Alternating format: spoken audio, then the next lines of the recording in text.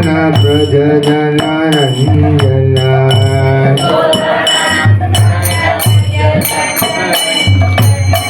यशोदनन्दन प्रजननरञ्जना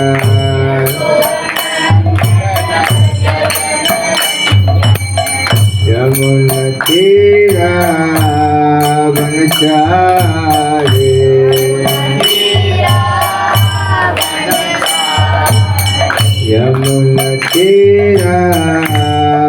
यमुनतीरावनचारे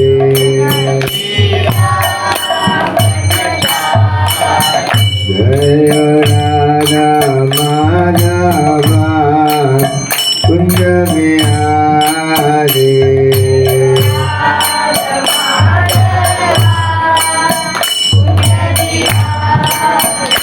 जय Radha Madhava Kunj Bihari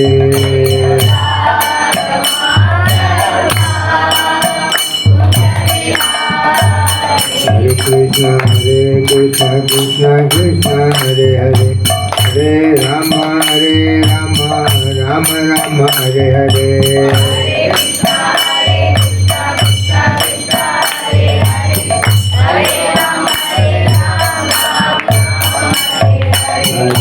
Krishna Krishna Krishna Hare Hare Hare Ram Ram Ram Hare Hare Hare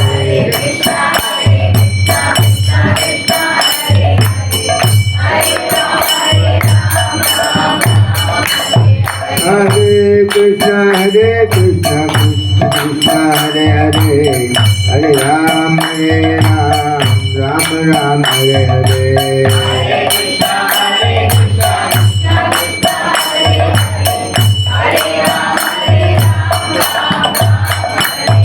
Hare Krishna Krishna Krishna Hare Hare Hare Ram Ram Hare Hare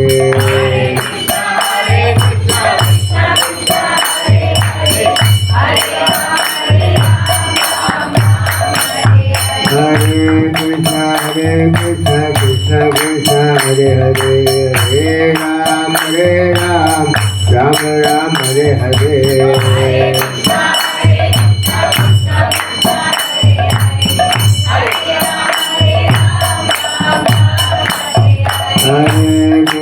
Hare Krishna Krishna Krishna Hare Hare Hare Ram Ram Hare Hare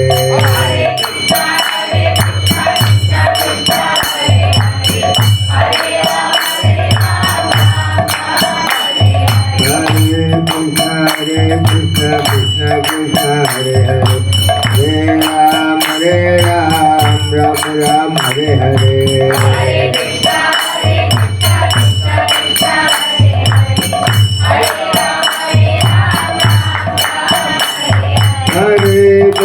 Hare Krishna Krishna Krishna Hare Hare Hare Ram Ram Hare Hare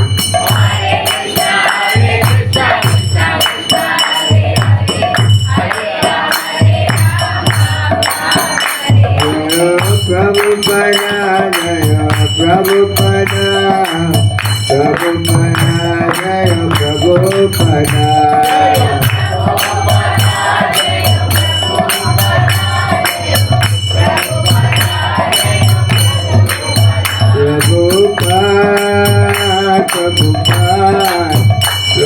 Prabhupada Jaya Prabhupada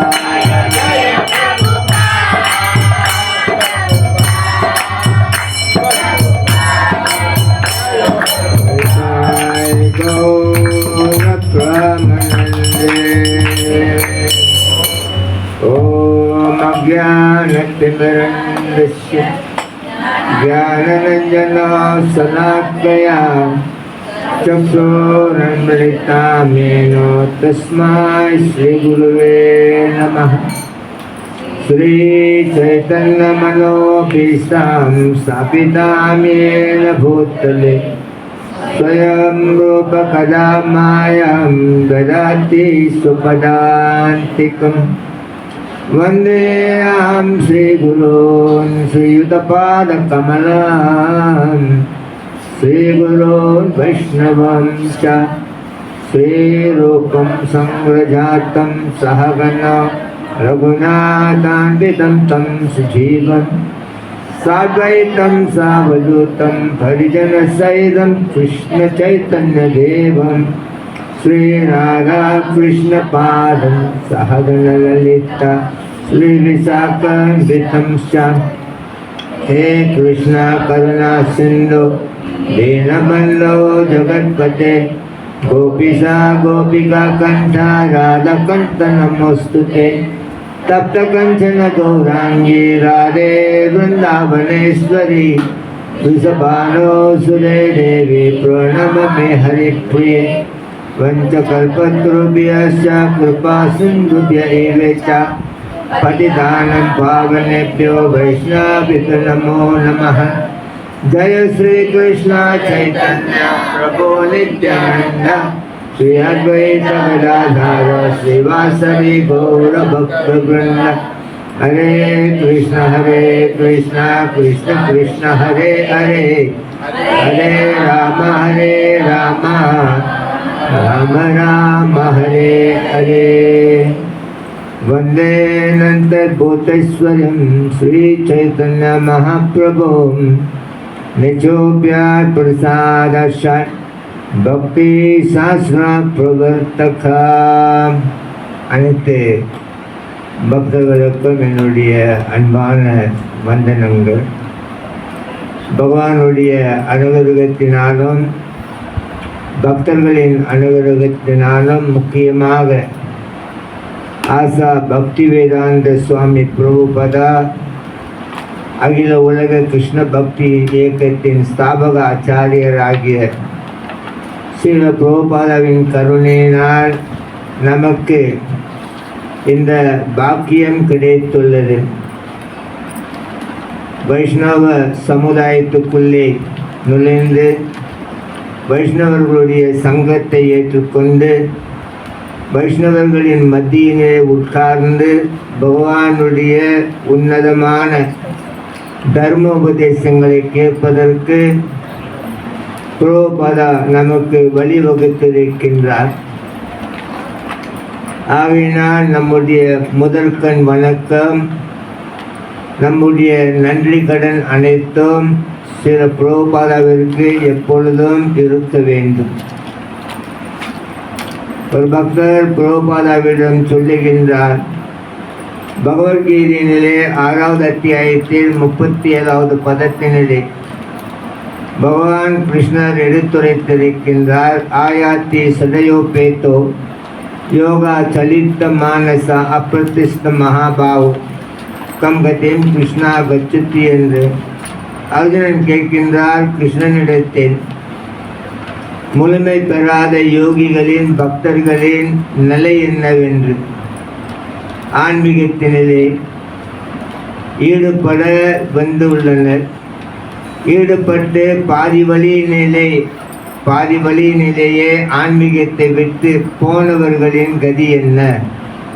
Krishna பக்தியை முழுமையாக செயல்படுத்தாதவர்களின் கதி என்னவென்று அர்ஜுனன் பகவானிடத்திலே கேட்கின்றார். கச்சின் உபாய விஹரஸ்தா கச்சின் சின்னம்பம் ஈவன் நாசியத்தை.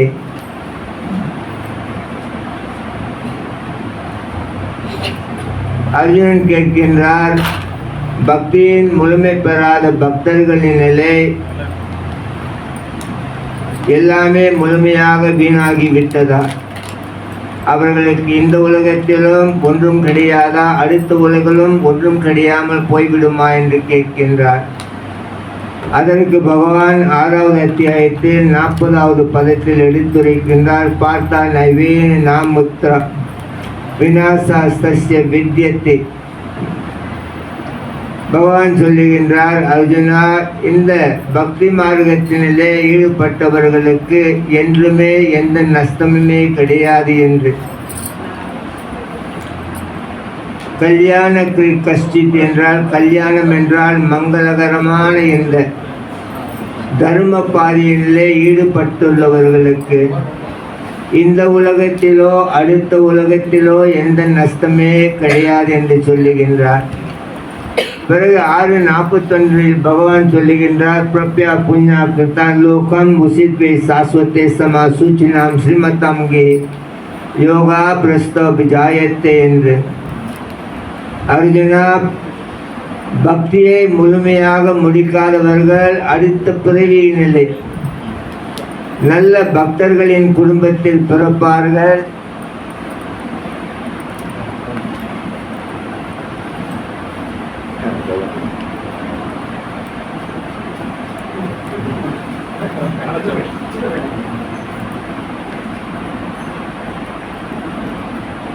பக்தியை முழுமையாக செயலாற்றாதவர்கள் அடுத்த பிறவியினிலே பக்தர்களின் குடும்பத்தில் பிறந்து ஆரம்ப காலத்திலிருந்தே பக்தியை தொடர்ந்து செய்வார்கள். போன பிறவியில் எந்த இடத்தில் பக்தியை விட்டார்களோ அடுத்த பிறவியினிலே அங்கிருந்து தொடருவார்கள். அல்லது நல்ல செல்வாக்கு நிறைந்த குடும்பத்தில் பிறந்து தன்னுடைய செல்வத்தை பகவானுடைய சேவையில் ஈடுபடுத்துவார்கள் என்று சொல்லிய பிறகு 6வது அத்தியாயத்தில் 43வது பதத்தில் பகவான் எடுத்துரைக்கின்றார். தாத்ரா தம்புடி சம்யோகம் லபத்தே பூர்வதேகிகம் யததே ச ததா பூயா சம்சித்திம் நந்தனா. அர்ஜுனா, இம்மாதிரி அடுத்த பிறவியினிலே பக்தியை தொடர்ந்து செய்து பக்தியினிலே முழுமை பெற்று என்னுடைய திருவடி சேருவார்கள் என்று சொல்லப்படுகின்றது. பக்தர் பிரபுபாதாவிடம் கேட்கின்றார், கிருஷ்ணனின் கருத்துப்படி பக்தியை பாதியில் விட்டுவிட்டோம் என்றால் அடுத்த பிறவியில் பக்தர் குடும்பத்திலோ பணக்காரன் குடும்பத்திலோ பிறப்போம் என்று சொல்லப்படுகின்றது. ஆனால் எங்களில் பலர் நாங்கள் பக்தர்கள் குடும்பத்திலும் பிறக்கவில்லை, பணக்காரனின் குடும்பத்திலும் பிறக்கவில்லை. அப்படி இருக்கும் பொழுது எங்களுக்கு எப்படி இந்த பாக்கியம் கிடைத்தது, நாங்களும் பக்தர்களாக ஆகுவதற்கு என்று கேட்டார்.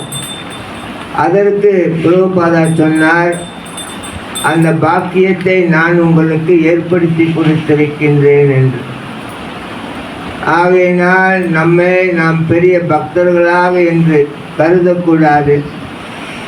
நமக்குள் எந்த நேரத்திலும் ஆணவம் வரக்கூடாது. எல்லாம் எனக்கு தெரியும் என்று தலைகணம் வரக்கூடாது.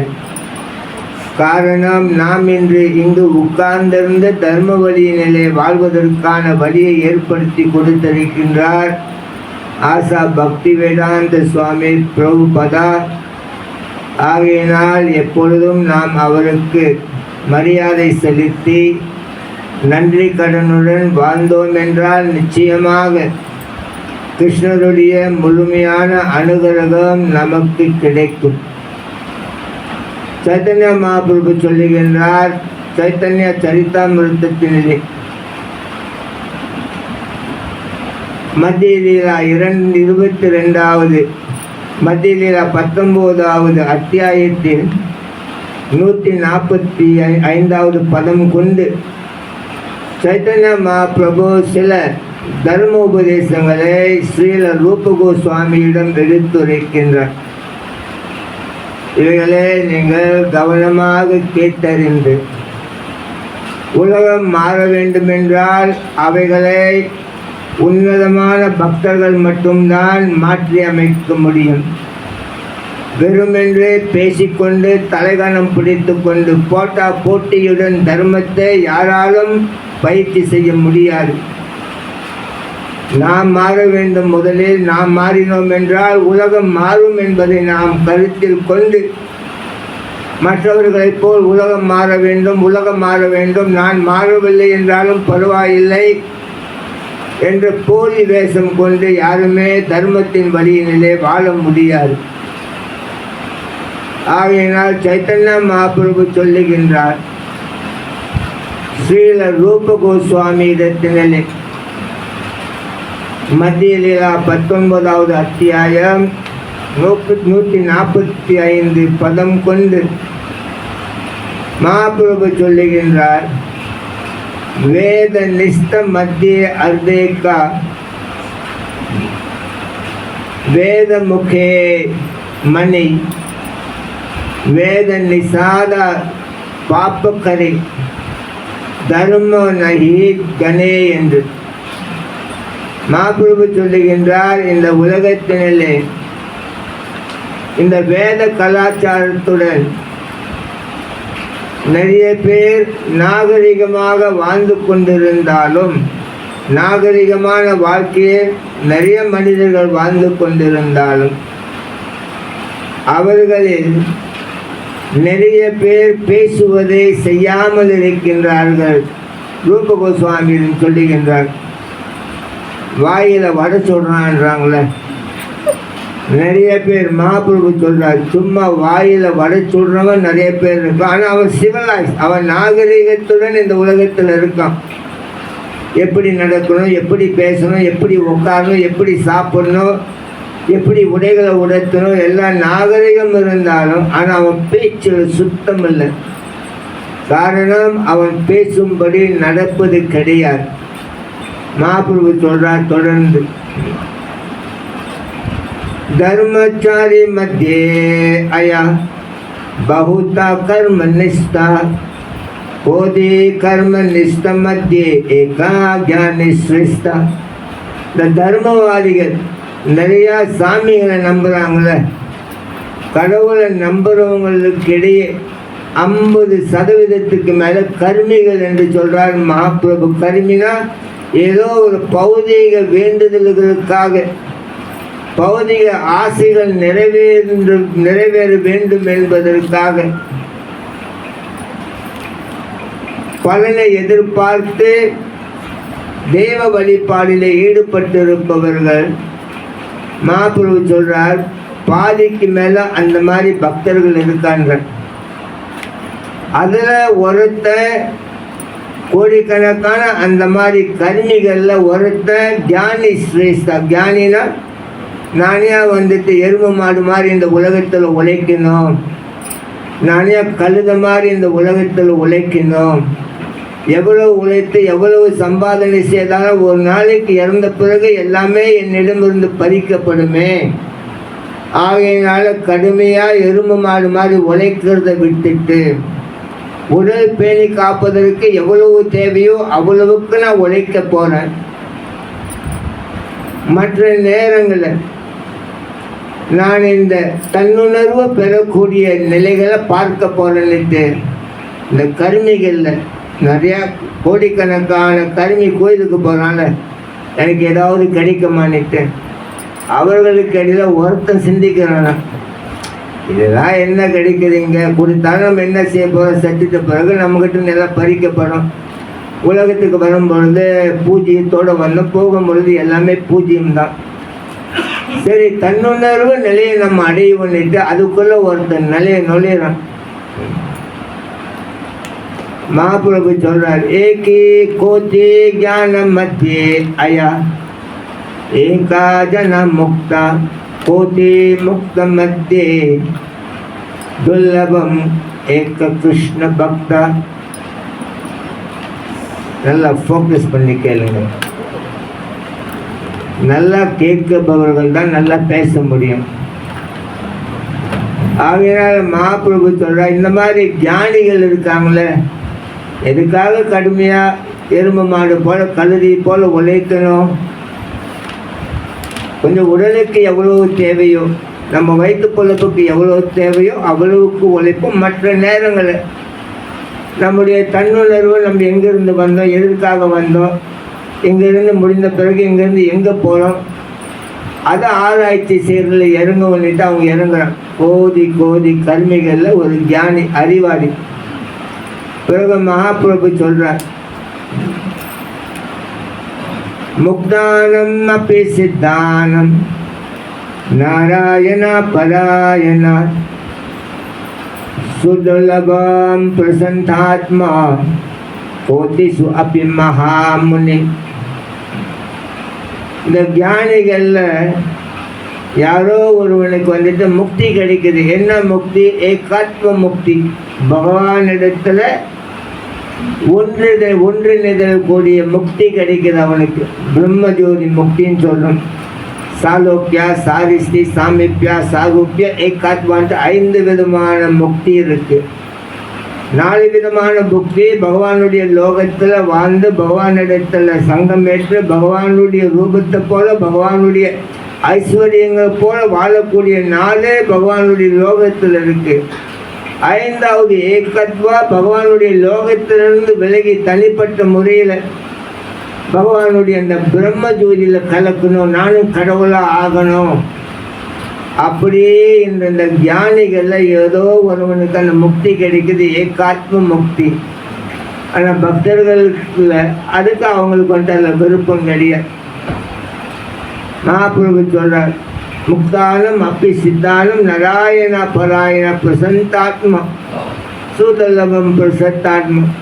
பக்தர்கள் பொதுவாக நல்ல வைஷ்ணவ குணங்களை கொண்டிருப்பவர்கள். அவர்கள் ரொம்ப சாந்தமானவர்கள். இப்போ எல்லாம் சண்டை போட்டு சுத்துறால அந்த மாதிரிலாம் கிடையாது. சும்மா வேஷம் போடுறான். நானும் இனிஷியேஷன் எடுத்தேன், நானும் பிராமணன் படித்தேன், நானும் பக்தி சாஸ்திரி செஞ்சேன், நானும் பக்தி வைபவம் செஞ்சேன்னு. பக்தர்களுக்கு மரியாதை இல்லை, சன்னியாசிக்கு மரியாதை இல்லை, ஜிபிசிக்கு மரியாதை இல்லை, குருநாதர்களுக்கு மரியாதை இல்லை. ஏன் மரியாதை இல்லை? எப்போ நீ பொறாமையுடன் ஒருத்தருக்கு ஒருத்தர் போட்டி போட்டு நீ பெருசா நான் பெருசான்னு எவன் ஒருத்தன் அந்த போட்டிக்குள்ளே இறங்குறானோ அவனெல்லாம் வைஷ்ணவ தர்மத்திற்கு ஒரு எதிரியாக கருதப்படுகின்றார்கள். மகாபிரபு சொல்றார், பொதுவாக பக்தர்கள் சாந்தமானவர்கள். ஸ்ரீதர் ரூப கோஸ்வாமியிடம் சொல்றார், முக்தி முக்தி சித்திகாமி சகல அசந்தா கிருஷ்ண பக்த கேவல சாந்தா கெனோனத்து நின்னிஸ்கம். பக்தர்களுக்கு இந்த உலகத்தின் பௌதிக பொருள் மேலும் எந்த ஆசைகளும் கிடையாது, முக்தியின் மேலும் ஆசைகள் கிடையாது, சித்தியின் மேலும் ஆசைகள் கிடையாது. பக்தர்களுக்கு எப்பொழுதும் பகவானுடைய சேவையின் மேலேயே அவர்களுக்கு ஆசை.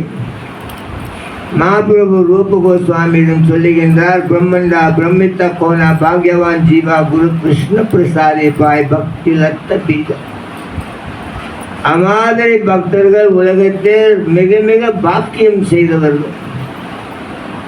தூய்மை எண்ணத்தோடு இந்த உலகத்தில் வாழ்ற மனிதர்கள் தான் அமைதி ஆனந்தத்தை பெற முடியும். ஆசைகள் உள்ளவனுக்கு எவ்வளவு கிடைத்தாலும் அவனிடத்தில் ஆனந்தம் அமைதி இருக்காது.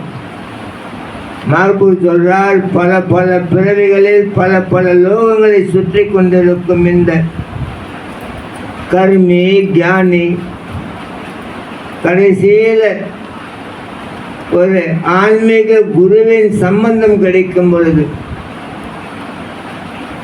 ஆன்மீக குருனா நம்ம குரு மட்டும் கிடையாது, அதுக்கு ஒரு சம்பிரதாயமே இருக்கு.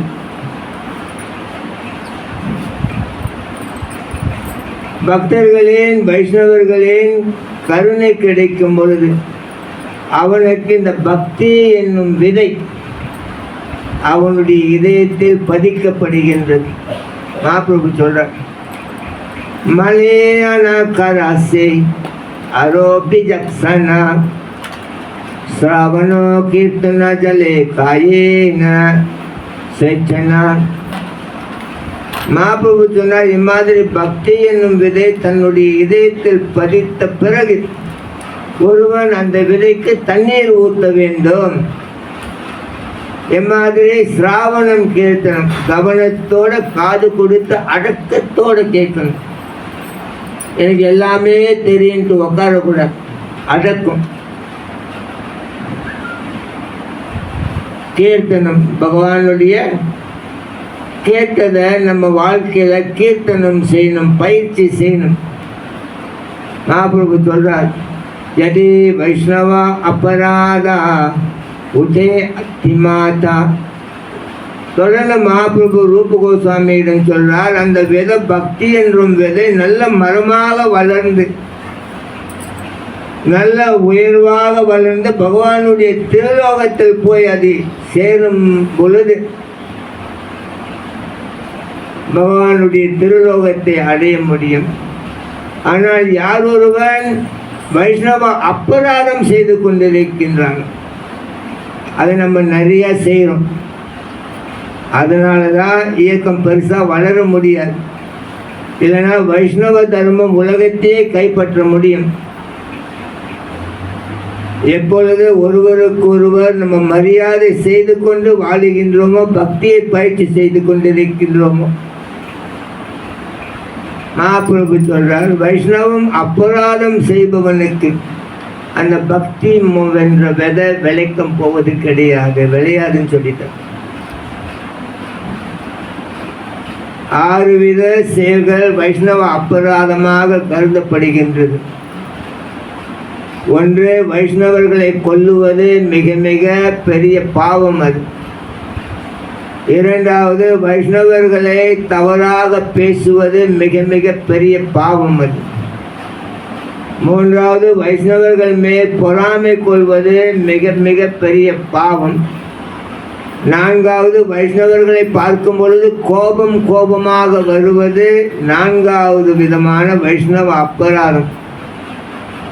5வது, வைஷ்ணவனை பார்க்க விரும்பவில்லை என்பது, அவனை பார்க்கவே எனக்கு பிடிக்கலன்றாங்களே, அது வைஷ்ணவ அபராதம். 6வது, வைஷ்ணவர்களை பார்த்தவுடன் கீழே விழுந்து மரியாதை செலுத்தாதது வைஷ்ணவ அபராதம்.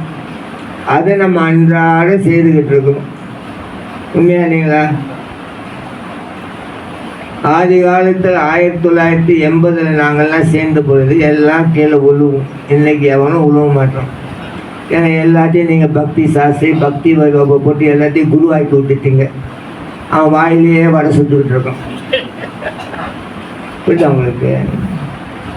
கோயில்களுக்கு சண்டை போடுறான், வெளியே அரிநாம் போயிட்டு புக் டிஸ்ட்ரிபியூட் பண்ணுவோம், பிரசாதம் டிஸ்ட்ரிபியூட் பல்லு இழிக்கிறான். அங்கே அவனுக்கு தெரியல இங்கே உள்ள கதை எவ்வளோ கேவலமான ஒரு கதை. வேஷம் போடுறங்க. வடிவேலு படத்தில் இருக்கான்ல, காலையில் நல்லா பட்டை அடிச்சுட்டு அம்மா காலில் விழுவுறான், அப்பா காலில் விழுறான், தாயே நீ தான் என் தெய்வன்றான். மாலையில் வந்துட்டு நல்லா தண்ணி போட்டுட்டு அப்பா ஒதைக்கிறான், அம்மா ஒதைக்கிறான். அம்மா சொல்கிறா, ஐயா காலையில் நீ நல்லா தானே ஐயா பேசுன, என்னால் இப்போ உனக்கு என்னால் ஆச்சுன்றான். அவன் தான் சொல்கிறான், அது காலையில் நல்ல வாயி, இப்போ நார வாயின்றான்.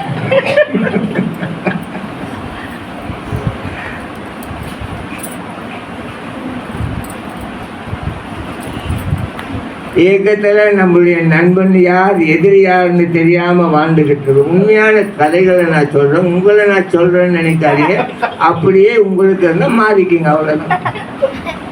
நீ எனக்கு வந்துட்டு யாரும் 10,000 வெள்ளி கொடுக்கல, அந்த பிரபு பற்றி கொஞ்சம் மட்டமாக பேசுங்க. உண்மையா இல்லைங்களா? இருந்தாலும் நம்ம வியாசாசனில் உட்காந்து இருக்கும் பொழுது, நம்ம வியாசதேவருக்கு பிரதிநிதியாக இருக்கும் பொழுது உண்மையை பேசிட்டு போகணும். நம்முடைய இயக்கம் நல்ல விதத்தில் உயரடைய வேண்டும். இந்திய மக்களுக்கு மலேசியாவில் நல்ல நன்மைகளை செய்ய வேண்டும். நாளைக்கு நம்ம பிள்ளைகள் நமக்கு மரியாதை செலுத்த வேண்டும்.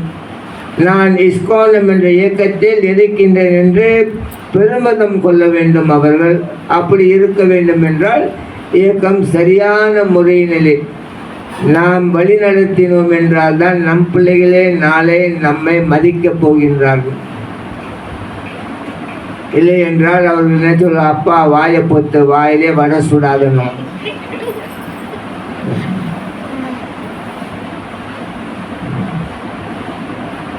நம்ம கதை வந்துட்டு இந்த மகாபாரதம் கதை மாதிரி ஓடுது. மகாபாரதத்தில் காலையில் சண்டை போட்டுக்குவானுங்க, ராத்திரி ஒன்றா உட்காந்து சாப்பிடுவானுங்க. மகாபிரசாதே கோவிந்தே.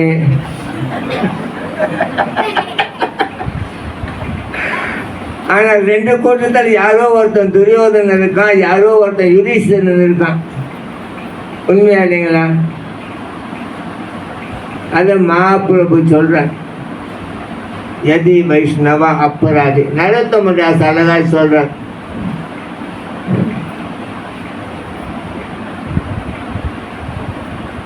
இந்த तारे नाम अपराधी तारे हरिनाम वैष्णव स्थान अपराधे नहीं परित्रम. அப்படின்னா கண்ணனை நீங்கள் வந்துட்டு நிந்திச்சிங்கன்னா, கண்ணனை நீங்கள் வந்துட்டு அவமானப்படுத்திங்கன்னா, கண்ணை வந்துட்டு அந்த நாமம் வந்துட்டு விட்டு கொடுத்துருமா, கண்ணனுடைய நாமம். ஆனால் வைஷ்ணவனை நீங்கள் நிந்திக்கும் பொழுது அதுக்கு வந்துட்டு பிராய்ச்சித்தமே இல்லைன்னு சொல்லிட்டார் அவர்.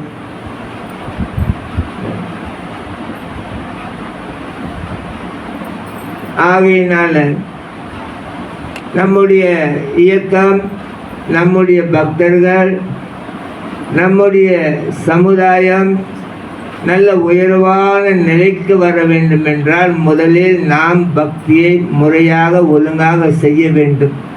காக்கை எவ்வளவுதான் உயர பிறந்தாலும் கழுகா மாற முடியாது. உண்மையா இல்லைங்களா? நீ பெருசா நான் பெருசா என்ற போட்டி விடணும். வைஷ்ணவர்களுக்கு ஒருவருக்கொருவர் மரியாதை இருக்கும். மகாபிரபு சொல்றார் சனாதன் கோஸ்வாமி இடத்தின, கிருஷ்ணா பக்தி ஜன்ம மூலா ஆயா சாது சங்கா கிருஷ்ணா பிரேம ஜன்மத்தேனோ ஆயா முக்கியம் அங்கா. மகாபிரபு சொன்னார், பக்தியில முக்கியமான அங்கம் ஒன்று இருக்கின்றார். அது என்ன? வைஷ்ணவர்களின் உறவு. வைஷ்ணவர்களின் உறவை கொண்டுதான் ஒருவனுக்கு பக்தி என்ற விதையே கிடைக்கின்றது. வைஷ்ணவர்களின் உறவினால்தான் அந்த பக்தி என்றும் விதை பிரேமமாக மாறுகின்றது.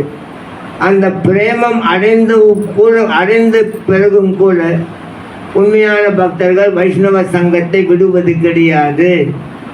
ஆகையால் பக்தி ஆரம்பத்திலிருந்து முடிவு வரை எப்பொழுதும் அவன் தொடர்ந்து வைஷ்ணவனுடைய சங்கத்துக்குள் இருப்பான் என்று மகாபிரபு சொல்ற. கங்கேரே பரசா ஹோயே பசிதே பாவான் தர்ஷன பவித்ர கரோ ஏ துமாரோ கான். நரோத்தம தாஸ் தாக்கூர் சொல்றார், கங்கையில போய் பல தடவை குடிச்சாதான் நீ தூய்மை பெற முடியும். ஆனால் தூய வைஷ்ணவனுடைய அருகில் இருக்கும்போது ஒரு முறை கொஞ்சம் அருகில் இருந்தாலே உடனே நீ தூய்மை பெற முடியும்னு சொல்ற. யுதீஸ்வரன் மகாராஜ் விதுரன் இடத்துல சொல்ற, பகவத்விதா பாகவதா தீர்த்தா பூதா ஸ்வயம் விபு தீர்த்தி கூர்வந்தி தீர்த்தானி ஸ்வந்தாஸ்தேனா கதா பிரதா.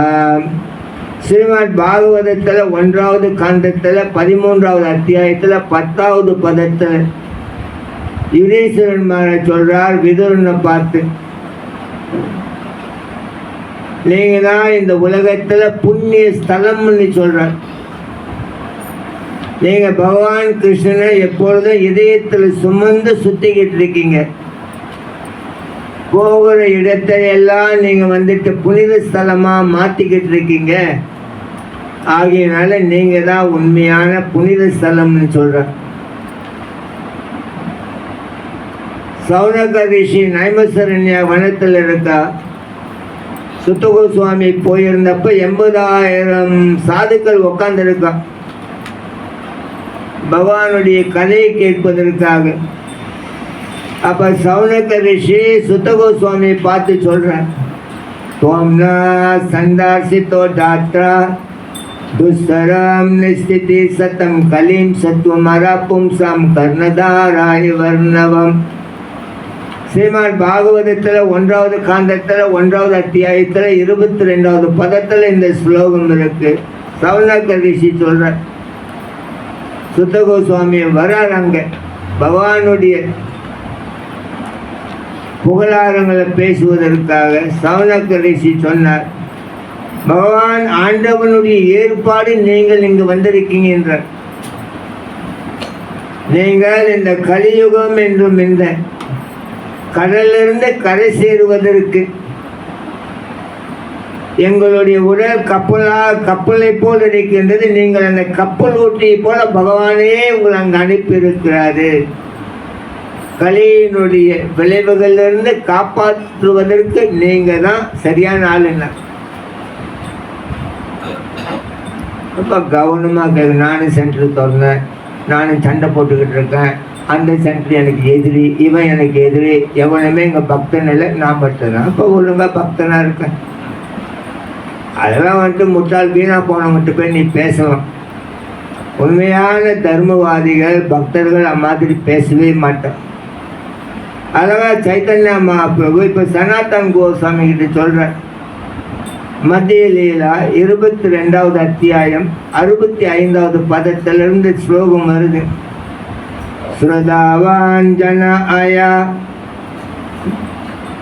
பக்தி அதிகாரி உத்தம மத்தியம் கனிஷ்டா பக்தி அனுசாரி. மகாபிரபு சொன்னார் சனாதன் கோஸ்வாமி இடத்துல, ஒருவன் உத்தமமான பக்தனா, உயர்ந்த பக்தனா, அல்லது மத்தியமான பக்தனா, அல்லது கீழ்த்தரமான பக்தனா என்பது அவனுடைய பகவானிடத்தில் இருக்கிற ஆழமான நம்பிக்கை பக்தி கொண்டுதான் பேசப்படணும்னு சொல்றார். சாஸ்திரயுக்தி சுனிப்புனா ஸ்ருதவான் உத்தமாதிகாரி சே தாராயே சம்சரா. இந்த மத்திய லீலம் சைத்தன்ய சரிதாமிர்தத்தில் 22வது அத்தியாயம் 66வது பதத்திலிருந்து இந்த ஸ்லோகம் வருது. மகாபிரபு சொன்னார் சனாதன் கோஸ்வாமி இடத்துல உத்தம பக்தன் இருக்கான், உயர்வான பக்தன். அவன் என்ன நினைக்கிறான், இந்த உலகத்தில் எல்லாரும் நல்லவங்களா இருக்கிறா, எல்லாரும் பக்தர்களா இருக்கா, எனக்கு ஏன் பக்தி வரல? யார் சொல்றா? உத்தம பக்தன் சொல்றான். எல்லாரும் நல்லதான இருக்கிறா, எல்லாரும் பக்தியில் இருக்கா, கண்ணா எனக்கு ஏன் பக்தி வரல? அவன் எல்லாத்தையும் பக்தனா பார்க்குறான், தன்னை மட்டும் பக்தனா பார்க்கல. அவனிடத்தில் ஆழமான நம்பிக்கை இருக்கு பகவான் இடத்துல. எல்லா ஜீவன்களுக்குள்ளேயும் அவன் கிருஷ்ணனை பார்க்குறான். அவன் தான் மரியாதை கொடுக்குறான் எல்லாத்துக்கும். என் கண்ணனை உள்ளுக்கு பார்க்குறான். அவனை பார்க்கும்பொழுது மற்றவர்களுக்கும் ஆசை வருது, ஐயோ நானும் அந்த மாதிரி நல்ல பக்தனாக இருந்தால் எப்படி இருக்கும், அந்த மாதிரி பக்தனாக நானும் பக்தனாகணும், நானும் பக்தனாகணும். தாராயே சம்சாரம். அவன் வந்துட்டு உலக அனைத்தையும் மக்களையும் அவனால் விடுதலை செய்ய முடியும். அவனோட நோக்கமே என்ன?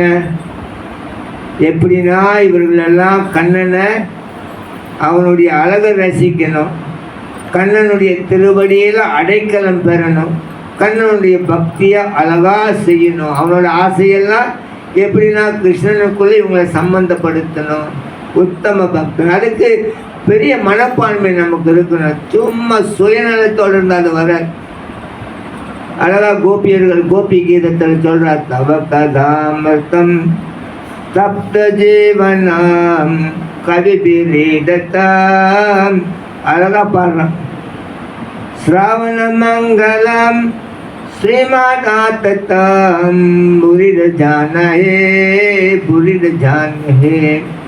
அழகா சொல்றாங்க, கண்ணா உன்னுடைய தர்ம உபதேசங்கள் தான் உலக மக்களுக்கு அமைதியை கொண்டு வந்து கொடுக்கும். உன்னுடைய கதைகளை கேட்காத வரைக்கும் அவனுக்கு வந்துட்டு ஆனந்தம் அமைதி இருக்காது. அந்த கதைகளை போய் சேர்க்கறதுக்கு பெரிய மனப்பான்மை நிறைந்த வைஷ்ணவர்கள் பக்தர்னால் தான் அது முடியும் சொல்றேன். அதனால உத்தம பக்தன் ஆகணும்னா பெரிய மனப்பான்மை நமக்கு இருக்கணும். शास्त्रयुक्ति नहीं जाना दुर्दाश्रदवान मध्यम अधिकारी से மகாபாகியவான். இந்த 2வது தரமான பக்தன் இருக்கால மத்தியம் அதிகாரி, அவனும் பாக்கியவான். ஏன்னா அவனுக்கும் முழுசா கிருஷ்ணனிடத்துல நம்பிக்கை இருக்கு. அவனும் சாஸ்திரம் படிக்கிறான், ஆனால் சாஸ்திரத்தை 4 பேருக்கு எப்படி விலைக்கு சொல்லணும்னு அவனுக்கு தெரியல. அவனுக்கு எல்லாம் தெரியும், பிரச்சாரம் பண்ணுறதுக்கு அவனுக்கு தெரியல எப்படின்ட்டு. பக்தர்கள் இடத்துல எப்படி பழகணும், பெரியவங்களுக்கு எப்படி மரியாதை கொடுக்கணும், சமநிலையில் உள்ளவனுக்கு எப்படி நம்ம பரிமாற்றம் செய்யணும், பகவானுடைய கதைகளை நமக்கு கீழே உள்ள பக்தர்களுக்கு எப்படி வந்துட்டு கருணை கொடுக்கணும், எப்படி அவங்களே மேற்கு தூக்கி விடணுன்றது எல்லாமே அவனுக்கு தெரியும். ஒன்றே ஒன்று தெரியாது, எப்படி இந்த தத்துவங்களை மற்றவர்களிடத்தில் எடுத்து சொல்றதுன்னு மட்டும்தான் அவனுக்கு தெரியாது. ஆனால் அவன் எல்லாமே மற்ற கதைகளை செய்ய முடியும். அவனும் மகாபாகியம். யார கோமலாஸ்திரதா से कनिष्ठ जानी क्रमे क्रमे तिन्हो பக்த ஹைபே உத்தமா. மகாபிரபு சொன்னார் சனாதன் கோஸ்வாமி இடத்துல, இந்த கீழ்த்தரமான பக்தன் இருக்கான் கனிஷ்தான். அவன் என்ன நினைக்கிறான், இவன் வீணா போனவனுங்க, இவன் சென்று திறந்து ஓட்டுறானுங்களாம். அவன் நினைக்கிறான் என் மூத்தத்தை பிடிச்சாதான் அவனுக்கு புத்தி வரும்னு நினைக்கிறான். கனிஷ்ட பக்தன். இல்லைன்னா அவன் மட்டன் வெட்டி பேச மாட்டான் யாரையும். நான் மட்டும்தான்ப்பா இங்கே ஒழுங்காக பக்தி செய்கிறேன், நான் மட்டும்தான்ப்பா பிரபுபாட் சொல்கிறது அப்படியே நான் பிரிண்ட் பண்ணி வெளியே அனுப்புகிறேன். நிறைய பக்தர்கள் வந்துட்டு வாட்ஸ்அப்பில் போடுறா பல கருத்துக்களை.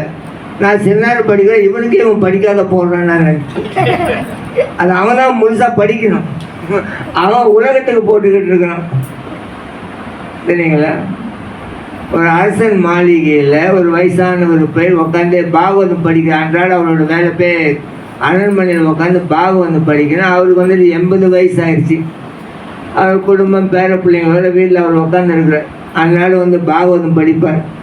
படித்து முடிஞ்சிட்ட பிறகு அரசன் இடத்துல கேட்பார், அரசே புரிஞ்சுதா உங்களுக்குன்னு கேட்பார். அரசே புரிஞ்சுதான்னு கேட்பார். படித்து முடிஞ்சிட்டு பிறகு ஒரு நாள் அரசன் சொன்னால், நீ முதல்ல புரிஞ்சுக்கணும், உனக்கு 80 வயசு ஆகுது, நீ பேர பிள்ளை கொஞ்சிக்கிட்டு வீட்டில் உட்காந்து இருக்கிற, அப்போ உனக்கே வந்துட்டு தர்மம் புரியலையே, நீ எனக்கு என்ன சொல்லி கொடுக்க போகிறனே? அவர் சொல்கிறேன், நம்ம ஒழுங்காக ஒரு தர்மத்தை கடைப்பிடிக்க மாட்டோம். ஒரு பிரம்மச்சாரி எப்படி இருக்கணும், ஒரு கிரியாஸ்தா எப்படி இருக்கணும், வனப்புரஸ்தா எப்படி இருக்கணும், ஒன்றுமே நம்ம இடத்துல கிடையாது. வாயை திறந்து வடிய சுடு, அதனால் மரியாதை இல்லை. குரு மகாராஜ் இந்தியாவில் இருந்து வந்தார். உங்களோட கன்வென்ஷன் ஹரே கிருஷ்ணா மாநாடு நடக்குது. இன்னொரு கூட்டம் வெளியே சண்டை போட்டுக்கிட்டு உட்காந்து கிடக்குது, அவளியனும் எமாலியன்னு நினைத்து.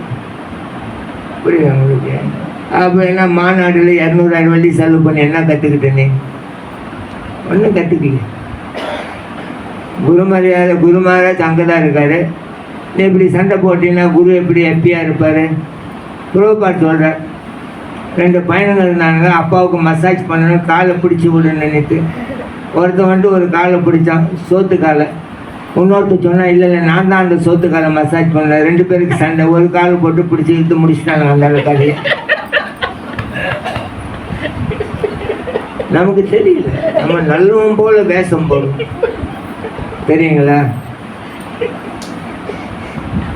நாங்கள் சில இடங்களில் பிரச்சாரம் பண்ணுற மலேசியாவில் நல்ல மக்கள் உண்டு. சரிங்களா? நாங்கள் அந்த ஸ்ராமாவில் பில்டிங் கட்டும்பொழுது அவங்கள இவ்வளோ பணம் கூட அவங்கள டிவோட்டிங்களே கிடைக்காது. உட்காந்து அமைதியாக உட்காந்து கேட்பேன், ரொம்ப நல்ல மனசு. இப்போ இவங்களை வந்துட்டு நான் இன்னொரு லெவலுக்கு கொண்டுட்டு போகணும். இன்னொரு லெவல்னா வைஷ்ணவ சங்கத்துக்குள்ளே அவங்கள நுழைக்கணும். ஏதோ ஒரு சென்டரில் நான் அவங்களுக்கு வந்து காமிக்கணும். எல்லா சென்டரும் சண்டை போட்டு உட்காந்து கிடக்குறான். இவங்க என்ன பண்ண, நீ அந்த சென்டர் போகாதா, அங்கே போனீங்க போகாதா. அவங்க நல்ல மரியாதையோடு இருக்காங்க. எங்கள் அக்காவே வந்துட்டு கிளைங்களாக இருக்காங்க. அவங்களே நம்மளுடைய இயக்கத்துக்கு கொண்டு வர எனக்கு பயமாக இருக்கு. ஏன்னா அவங்க உங்கள் தம்பி என்ன பெருசா, சன்னியாசி எடுத்துனா என்ன பெருசா, அந்த அளவுக்கு அது உங்களுக்கு தெரியாதா? அப்படியே பச்சையாக போய் பேசுவோம். புரியுதா உங்களுக்கு? ரொம்ப வருத்தமான ஒரு விஷயம்.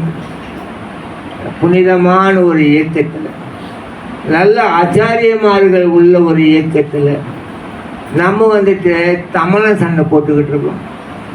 எவனை தான் நம்பணும்னு தெரியல. இந்த கூட்டத்தில் யாரு நம்மளுடைய நண்பன், யாருடைய நம்ம எதிரினே தெரியல. புரியுதா உங்களுக்கு?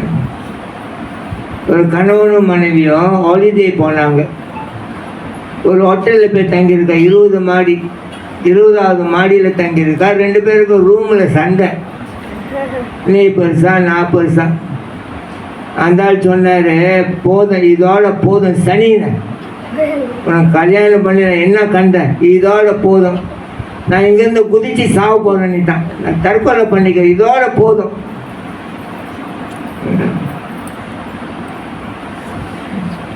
அப்போ அவனோட மனைவி வந்து கீழே வந்துட்டு ஆஃபீஸுக்கு கால் பண்ணுறான். ஆஃபீஸ்காரனை கூப்பிட்றான், எனக்கு என் வீட்டுக்காரருக்கு சண்டை, உடனே வாண்டான். அவன் ஆஃபீஸில் இருந்து சொன்னால் உனக்கும் வீட்டுக்காரங்க சண்டை, அது உங்களோட குடும்ப பிரச்சனை, ஏன் என்னை கூப்பிட்றீங்கன்னா, ஏய் சனியனை வாடா உடனேண்ணா, இல்லைங்க அது உங்கள் குடும்ப பிரச்சனை, நீங்கள் சண்டை பண்ண நீங்களே தேர்த்துக்குங்கண்ணா. அந்த பொண்ணு சொன்னா இது குடும்ப பிரச்சனை, இது உன்னோட பிரச்சனைண்ணா. அவன் சொன்னா என்னோட பிரச்சனை என்ன, நாங்கள் ஹோட்டல் ஓட்டிக்கிட்டு இருக்கோம், நீங்கள் வந்து 20வது மாடியில் ரூம் எடுத்தீங்க, உங்கள் வீட்டுக்காரனை குதிச்சு சாவ போகிறான்றான், அது என்னோட பிரச்சனை எப்படின்னா, டே சனியனை அந்த ஆள் சாவ போகிறான்றான், இந்த ஜன்னலை திறக்க முடியல, அது உன்னோட ஹோட்டலே பிரச்சனைண்ணா.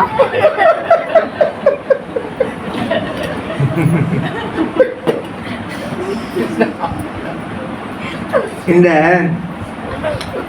பாக்கியம் எல்லாருக்கும் கிடைச்சிடாது. வைஷ்ணவ சங்கத்துக்குள்ள நுழைந்து உட்கார்ந்து கேட்கக்கூடிய பாக்கியம். கபிலதேவ் சொல்றார், பகவான் கபிலதேவ் தன் தாய் தேவயுத்தியிடம் 3வது காண்டத்தில் 25வது அத்தியாயத்தில் 25வது பதத்தில் சொல்றார், சதம் பிரசங்கம் மம வீரிய சம்மிதோ பவந்திரிக்கா நரசாயன கதா தத்யோசனாதாசு அப்பவர்க வலித் மணி சுதாரத்திர் பக்திர் அனுக்கிரமஸ்யதி. ஸ்ரீமத் பாகவதம் 3வது காண்டம் 25வது அத்தியாயம் 25வது பதத்தில் கபிலதேவ் சொல்றார், எப்பொழுது ஒருவர் நல்ல பக்தர்களின் சத்சங்கத்தில் உட்கார்ந்து பகவானுடைய கதைகளை கேட்கின்றான், அவனுடைய காதுக்கு இதயத்துக்கு அவ்வளோ இனிமையா இருக்குமா, சந்தோஷம். அதை கேட்கும் பொழுது அவனுக்கு இன்னும் பகவான் இடத்துல மேலும் நம்பிக்கை வளருதான். சரிங்களா? பகவானுடைய பக்தியில இன்னும் உயர வேண்டும் என்ற ஆசை வருதான். அவர் சொல்றார் 3வது காண்டத்தில் 25வது அத்தியாயத்தில் 20வது பதத்தில் சொல்றார், பிரசங்காம் அஜராம் பாசம் ஆத்மனோ காவையோ விதோ சாயேவ சாரி சோகிருத்தம் மோக்ஷாத்வாரம் அப்பாவிருத்தம். அவர் சொல்ற, பொதுவாக இந்த உலக பற்றுதல் வந்துட்டு ஒருவனுக்கு நல்லது கிடையாது, அவனுக்கு மறுபடியும் இந்த உலகத்தில் பிறவி ஏற்படுத்தி விடும். ஆனால் அதே பற்றுதல் ஒரு வைஷ்ணவன் இடத்துல அவன் கொடுத்தானா, செலுத்தினானா, வைஷ்ணவனுடைய இடத்துல உறவு மேற்கொண்டான் என்றால் அந்த நட்பு அவனுக்கு மோட்சத்தை ஏற்படுத்தி விடும் சொல்றான். உலக நட்பு பந்தத்தை ஏற்படுத்திவிடும், வைஷ்ணவ நட்பு மோட்சத்தை ஏற்படுத்திவிடும் சொல்லிட்ட பிறகு அடுத்த பதத்தில் சொல்ற 3வது காண்டம் 25வது அத்தியாயம் 21வது பதத்தில் திதிக்ஷவா கருணிகா சுரிதா சர்வதேஹினா அஜத்தா சந்திரவா சாந்தா சாதுவா சாது பூஷணா. அவர் சொல்றார், ஒரு வைஷ்ணவனா திதிக்ஷவா அவனுக்கு பொறுமை குணம் இருக்குன்னு சொல்ற, பொறுமை இருக்கணும் அவன் இடத்துல, கருணைக்கா அவன் இடத்துல நல்ல கருணை இருக்கணும். உலகத்துல எல்லோரும் சந்தோஷமா வாழணும். யாரு சொல்றா, மத்தியம் அதிகாரி என்ன நினைக்கிறான், நானும் சந்தோஷமா பக்தி செய்யணும், அவர்களும் சந்தோஷமா பக்தி செய்யணுன்றான். உத்தம அதிகாரி என்ன சொல்றான், எனக்கு சந்தோஷம் இல்லைனாலும் பரவாயில்ல, நீங்க எல்லாம் சந்தோஷமா இருங்கன்னு சொல்றான். உத்தமரி உயர்வானவன், தனக்கு சந்தோஷம் இல்லைன்னா பரவாயில்ல, என்னுடைய கஷ்டத்தில் நீங்கள் ஆனந்தம் பெற முடியும்னா நல்ல ஆனந்தமாக இருங்கன்றான். மத்தியம் அதிகாரி நானும் நல்லா இருக்கணும், நீங்களும் சேர்ந்து நல்லா இருங்கன்றான். இந்த கணிச அதிகாரி என்ன சொல்கிறான், நீ எப்படின்னா சனியை தொலைஞ்சிப்போ, நான் மட்டும் நல்லா இருக்கணும். கணிசன் புரியுங்களா? அழகா கபிலதேவ் சொல்கிறார் தாய் தேவவூத்தியிடம், திதிக்ஷவா கருணிகா சுரிதா சர்வ சுயரான நட்பு. வைஷ்ணவர்கள் நல்ல வைஷ்ணவர்கள் எல்லாரிடத்திலும் நல்ல ஃப்ரெண்ட்ஷிப், நல்ல நட்பு வைத்திருப்பார்கள். அஜத்தா சந்திரவா சாந்தா சாதுவா சாது பூஷண. அவர்கள் யாரையும் எதிரியா மாற்றிக்கிற உணர்வு அவர்களிடத்தில் இருக்கார். எப்பொழுதும் அவர்கள் தர்மத்தின் வழியினிலே இந்த சாஸ்திரத்தில் என்ன சொல்லியிருக்கோ அதன்படி தான் அவர்கள் வாழுவார்கள். சாதுவா சாது பூஷணா. எப்பொழுதும் அவர்கள் அமைதியாக இருந்து அவர்களுடைய வைஷ்ணவ தர்மத்தை கடைப்பிடிப்பார்கள் என்று அழகாக கபிலதேவ் எடுத்துரைக்கின்றார். ஆகையினால் நம்ம எப்பொழுதும் ஒரு விஷயத்தை மறந்துடக்கூடாது. என்னது? எதை நடந்தாலும் நம்முடைய இயக்கத்துக்குள்ள நம்ம கலைஞரக்கூடாது, குழப்பம் அடைஞ்சிடக்கூடாது. எது நடந்தாலும் என்ன நினைக்கணும்? இப்போ அது புகைச்சலாக இருக்கா, நெருப்பை மாற்றி விட்டுருவோமா? நம்ம அப்படி கிடையாது. நம்ம எதுக்கு இந்த இயக்கத்துக்குள்ளே வந்தோம்? நிறையா சண்டை நடக்குது, நிறையா போய் சொல்கிறா, பக்தன் எதிரியாக மாறுறான், பொறாமையாக இருக்கிறான். அப்படிலாம் இருந்தால் கூட நம்ம பாதிப்படையக்கூடாது. நம்ம என்ன நினைக்கிறோம்? எதுக்காக நான் ஹரே கிருஷ்ணா இயக்கத்துக்குள்ளே வந்தேன்? இப்போ நம்மெல்லாம் ஹரே கிருஷ்ணாவில் வந்தது ஒரு காரணம் இருக்கா இல்லையா? நீங்கள் எல்லாத்துக்கும் வந்தீங்க? பக்தி செய்து பகவானை பாடினோம். இங்கே நம்ம கிருஷ்ணானந்த் பிரபு பக்தி செய்யாமே பாடினு வந்தீங்களா? இல்லைங்க,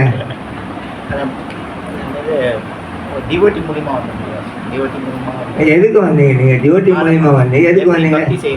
எப்படி பக்தி செய்யணும்? உங்கள் மாத்தாது உங்கள் மனைவி எதுக்கு வந்தாங்க? உங்களுக்கு சண்டை போடணும் வந்தாங்களா? எதுக்குமா வந்தீங்க நீங்கள்?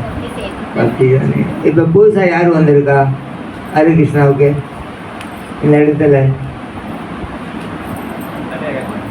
நிறைய பேர் இருக்கீங்க. ஒரு ஆள் கை தூக்குங்க. இந்த 6 மாதத்துக்குள்ள பக்தராக இந்த கோயிலுக்கு வந்தவங்க யார் இருக்கீங்க? கை தூக்குங்க. யாருக்குமே கை இல்லையாங்க? ஒரு வருஷத்தில் நான் இந்த ஹரே கிருஷ்ணா கோயிலுக்கு வரேன்றவங்க கை தூக்குங்க. யார் பார்க்குறேன்? நான் உங்கள் கோயில் எல்லாமே சீனியர் டிவோட்டியாக இருக்காங்களே, ஏன் வைக்கப்படுறீங்க? என்னோடய காசை திருடிட்டீங்க வைக்கப்படுறதுக்கு? அப்படி இல்லை. ஏன் கேட்குறேன்னா, நம்ம ஏதோ ஒரு காரணத்துக்காக இங்கே வந்துருக்குறோம், சரிங்களா? மறுபடியும் நம்மளுடைய காரணம் எதற்காக இந்த இயக்கத்துக்கு நுழைந்தோம் என்ற காரணத்தை நீங்கள் மறவாமல் இருந்தீங்கன்னா வந்த இலக்கு இருக்குங்களே. பகவான் சொல்றார், ஏதோ தர்மம் அமிர்தமிதம் யதோக்தம் பரிபாசத்தே. அழகா சொல்றார் 12வது அத்தியாயத்தில் 20வது பதத்தில். யார் ஒருவன் இந்த அழியாத இந்த தர்ம பாதையினிலே ஈடுபட்டிருக்கின்றானோ, யார் ஒருவன் முழு நம்பிக்கையுடன் இந்த பக்தியை செய்து கொண்டிருக்கின்றானோ, என்னையே இலக்காக கொண்டுள்ள பக்தன் எனக்கு மிக மிக மிக மிக மிக மிக பிரியமானவன்னு சொல்கிறேன். அப்போ நம்ம வந்துட்டு எங்கள் ஊரில் உங்களை திருத்தறதுக்காக யாரும் வரல. திருத்தறதுக்காக வந்தோமா? அப்போ எதுக்கு வந்தோம்? அப்போ அவனை யார் திருத்துறது? இப்போ அவங்களே தெரிஞ்சுக்குவாங்க. யார் அவங்களை திருத்துவாங்க? இப்போ மூத்த தான் ஒழுங்கா இல்லையே, சொல்லுங்க. இப்போ மூத்த பக்தர் என்ன சொல்றாரு? குருவை எடுத்துக்கின்ற, சரிங்களா? குருவை எடுத்துக்கிட்டா குரு உங்களுக்கு சொல்லிக் கொடுக்க போறார் எப்படி நீ ஒழுங்கா பக்தி செய்யணும். இப்போ எல்லா பேரும் குரு எடுக்கிறா, அது எடுத்துட்டு அவன் நினைக்கிறான் நான் வைகுண்டம் வாசல் வந்துட்டு கன்ஃபார்ம் தான் முடிவாயிடுச்சுன்னு நினைக்கிறேன். அப்படி இல்லை. பக்தியை ஒன்னும் ஆரம்பிக்கவே இல்லை. ஒரு குரு தெரிச்சு எடுக்கிறான்னா பக்தி ஒன்று பக்தியை ஆரம்பிக்கிறதுக்கு ஒரு குரு வேணும் அவனுக்கு. நம்ம என்ன மாதிரி படிக்கிறோம்? தீர்த்தை எடுக்கிற வரைக்கும் ஒழுங்கா இருக்கிறோம். தீர்த்தை எடுத்துட்ட பிறகு உயர்வான நிலைக்கு போயிட்டோம். அப்போ அவனை மாத்துறதுக்கு அவனோட குரு தான் வர்றாரு. அவர் குரு அந்த வேலையை செய்யட்டும், நீங்கள் அதுக்கு பொறுப்பு இருக்கலையே. இப்போ யஜ்யம் எடுக்கும் பொழுது குரு சொல்கிறார்ல, உன்னுடைய கர்மங்களை நான் ஏற்கிறேன், நான் சொல்கிறபடி நடக்க முடியுமான்னு கேட்குறாருல. அப்போ உங்களுக்கு அவருக்கு நான் வந்துட்டு எக்ரிமெண்ட், மற்றவங்களுக்கு யாருமே எக்ரிமெண்ட் கிடையாது. அப்போ ஒரு கோயிலுக்கு வரும்போது அங்கே தலைவர் நடத்துகிறா, நீ கேட்கணும் பிரபு நான் என்ன செய்யணும் உங்களுக்கு. அதே கிருஷ்ணா வந்துட்டு ரொம்ப எளிமையான ஒரு இயக்கம் அது. ரூப கோஸ்வாமி 64 அங்கம் கொடுக்குறாரு பக்தியில். அதில் 5 முக்கியம் சொல்கிறார். அந்த 5 என்ன? ஸ்ரீமத் பாகவதத்தை பக்தர்கள் உட்கார்ந்து காது கொடுத்து கவனத்தோடு கேளு. 2வது பகவானுடைய இந்த விக்கிரக வழிபாடு நம்பிக்கையோடு செய். 3வது பகவானுடைய திருநாமத்தை எப்பொழுதும் சொல்லு. 4வது பகவானுடைய பக்தர்களிடத்தில் எப்பொழுதும் உறவோடு இரு. 5வது புனித ஸ்தலங்கள் இருக்கு, மதுரா, பிருந்தாவன், மாயாப்பூர், அங்கே போய் கொஞ்சம் வாழ்ந்துட்டு வந்துட்டு சொல்ற ரூப கோஸ்வாமி சொல்ற 64 அங்கத்தில் 5 மிக மிக முக்கியம். பிறகு சர்வபௌம பத்தாச்சாரியா சைத்தன்ய மகாபிரபுடன் பேசுகிறார் ஜெகநாத் பூரியில். சர்வபௌம பத்தாச்சாரியா சொன்னார் 2 ரொம்ப முக்கியம். ரூப கோஸ்வாமி எத்தனை முக்கியனார்? 5. இப்போ சர்வபௌம பத்தாச்சாரியா சொன்னார் சம்சாரே சர்பாட்ரிஸ்தே மூர்ஜிதானம் கலாவ் யுகே ஔஷதேம் பகவான் நாம தஸ்மாத் வைஷ்ணவ சேவனம். சர்வபௌம பத்தாச்சாரியா சொன்னார் மகாபுர இடத்துல 2 ரொம்ப முக்கியம் பக்தி அங்கத்தில். 1 எப்பொழுதும் பகவானோட நாமத்தை சொல்லணும். 2வது தஸ்மாத் வைஷ்ணவ சேவனம், வைஷ்ணவர்களுக்கு சேவை செய்யணும். பிறகு சைத்தன்யா மகாபிரபு காளிதாஸ் இடத்துல ஜெகநாத் பூரியில் சொல்கிறார். பகவான் சைத்தன்யா மகாபிரபு ஜெகநாத் பூரி கோயிலுக்கு நுழையிறதுக்கு முன்னால் தன்னுடைய திருவடியை கழுவுறார். எப்பொழுதும் காளிதாஸ் என்ற பக்தர் வந்துட்டு 2 கையை விரித்து அந்த தண்ணியை குடிக்கிறான். பகவானுடைய மகாபிரபுடைய திருப்பாதத்திலிருந்து வர தண்ணியை. ஒரு நாள் மகாபிரபு அதை நிறுத்திட்டு சொன்னார், பக்த பாட டுலியரா பக்த பாட ஜாலா பக்த புக்த ஹவாசேசா மகாத்தீன பாலா. மகாபிரபு சொன்னார், ஒரே ஒரு விஷயத்தை நீ ஒழுங்காக செய்துட்டீனா.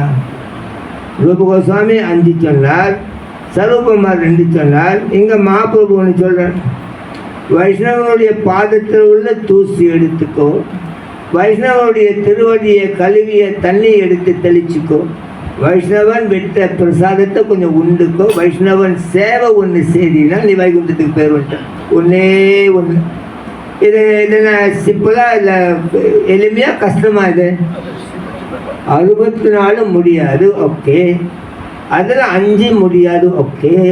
அதில் 2 முடியாது, ஓகே. 1 கூட முடியலன்னா அந்த 1 முடியாது. அந்த 1 முடியாதுன்னா முடியும். இங்கே நீ அந்த வைஷ்ணவ சேவை செய்யலைன்னா வீட்டில் என்ன வந்துட்டு அங்கே சேவை செஞ்சுக்கிட்டு இருப்பேன். மனைவி கணவன் 2 பேரும் ஒருத்தருக்கு போது சேவை செய்ய, பிள்ளைங்களுக்கு நீங்கள் சேவை செய்வீங்க, இந்த நாட்டுக்கு சேவை செய்வீங்க. உண்மையா இல்லைங்களா? ஏதோ ஒரு இடத்துல நம்ம செய்யதான் போகிறோம். கிருஷ்ண பகவான் சொல்கிற அர்ஜுனன் இடத்துல ஸ்வபாவஜேன கௌந்தேய நிபாத்ய ஸ்வன கர்மனா கர்த்தும் நேசசி என்மோகர் கரிசியசி அவசோப்பித்தார். பகவத்கீதை 18வது அத்தியாயத்தில் 60வது பதத்தில் பகவான் சொல்றார், அர்ஜுனா அறியாண்மையினால நான் சொல்றதை நீ செய்யாமல் இருந்தாலும் நீ செய்ய போகிறது நீ செய்து தான் ஆவ. உன்னுடைய குணத்துக்கு ஏற்ப நீ எல்லாத்தையும் செய்தான் போகிற. நான் என்ன நினைக்க சொல்கிறேன், இப்போ நினைக்காது நீ உட்காந்துருவியா? என்ன நினைக்கலாம் வேற ஒன்று நினைக்க போகிறேன். ஏங்களா? என்னை பற்றி பேச சொல்கிறேன், என்னை பற்றி பேசுனா வேற பற்றி பேசுவேன். எனக்காக நீ சேவை செய்கின்ற அதை செய்யலாம் வேறொருக்கு செய்வேன். ஆகையால் நீ செய்ய போகிறது வந்துட்டு விடப்போவது கிடையாது. அது நீ செய்யதான் போகிற. எனக்காக நீ செய்துட்டீனா ஈஸ்வரா சர்வபூதானம் ஹிருதயேசு அர்ஜுனா தீசதி பிரமயான் சர்வபூதானம் ஜந்திராருதாய மாயையா. பகவான் சொல்றார், இந்த உடல் என்னும் இயந்திரத்துக்குள்ள நான் பரமாத்மாவா இருக்கிறேன். நான் தான் இந்த இயந்திரத்தையே இயக்கிக்கிட்டு இருக்கேன்னு சொல்றேன். அவர் தான் இந்த உடல் என்றும் நம்முடைய உடல் என்றும் இயந்திரத்தை யார் இயக்கிக்கிட்டு இருக்கா? நம்ம ஒன்றுமே செய்யலைங்க. புரியுங்களா? நம்ம என்ன பண்ணுமா? நீங்கள் எல்லாம் நினச்சிங்களா நான் ஹரிகிருஷ்ணன் வந்து நுழைஞ்சிருவேன் நினச்சிங்களா? நுழையிறதுக்கு முன்னால் நான் கருவாடு விட்டுருவேன், நான் வந்துட்டு நெத்திரி பொடி விட்டுருவேன், சாடின் விட்டுருவேன், முட்டை விட்டுருவேன், கோழி விட்டுருவேன், அப்படின்னு எங்கன்னா முடிவு பண்ணீங்களா நீங்கள்? இது வரதுக்கு முன்னால் ஒன்றுமே நினைக்கல. அப்போ நீங்கள் நினைக்காம எப்படி அவர் உள்ளு கொண்டு வந்திருக்காரு உங்களை? உண்மையா இல்லைங்களா? நம்ம நினைக்காத காரியங்கள் பல நடந்துக்கிட்டு இருக்கு. எப்படி நடக்குது? கர்மனா தெய்வ நெத்ரானோ ஜந்து தேகோ பபாத்தையே ஸ்ரீயா பிரவிஷ்ட உதாரம் பும்சாதே தக்கன ஸ்ரீயா. கபிலதேவ் சொல்றார் 3வது காண்டத்தில் 31வது பதத்தில், 3வது காண்டம் 31வது அத்தியாயம் 1வது பதத்தில் கபிலதேவ் சொல்றார், அவர்களுடைய கர்மங்களுக்கு ஏற்ப பலவந்தமாக ஒரு தாயின் வயிற்றுக்குள் இந்த ஜீவன் பிணைக்கப்படுகின்றான் என்று.